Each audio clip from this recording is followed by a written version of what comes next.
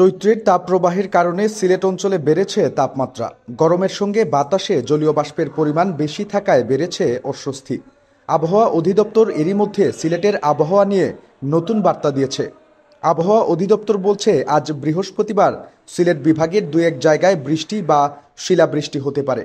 আগামী ৩ দিন সিলেট বিভাগে এই বৃষ্টিপাত থাকতে পারে। পরবর্তী দিনগুলোতে বৃষ্টির প্রবণতা কমে আসবে। সে সময় সিলেটের তাপমাত্রা বাড়তে পারে। তবে সিলেটের কিছু এলাকায় বিক্ষিপ্তভাবে বৃষ্টি হলেও ঈদের আগে তাপমাত্রা কমার কোনো লক্ষণ নেই বলছেন আবহাওয়াবিদরা।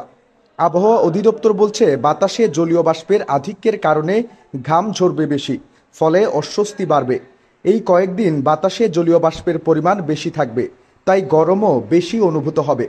দেশে এখন পশ্চিম ও উত্তর পশ্চিম দিক থেকে গরম বাতাস প্রবাহিত হচ্ছে।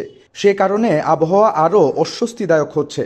বুধবার সন্ধ্যা ৬টা থেকে পরবর্তী ৭২ ঘন্টার আবহাওয়ার পূর্বাভাসে বলা হয়েছে, কিশোরগঞ্জ ও ব্রাহ্মণবাড়িয়া জেলাসহ ময়মনসিংহ ও সিলেট বিভাগের দু এক জায়গায় অস্থায়ী দমকা বা ঝোড়ো হাওয়াসহ বৃষ্টি অথবা বজ্রসহ বৃষ্টি হতে পারে।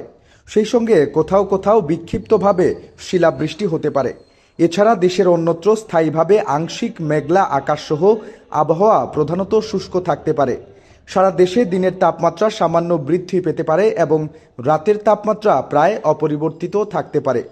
তবে বর্ধিত ৫ দিনের পূর্বাভাসে বলা হয়েছে, এই সময় তাপমাত্রা কমতে পারে ও বৃষ্টির সম্ভাবনা বাড়তে পারে।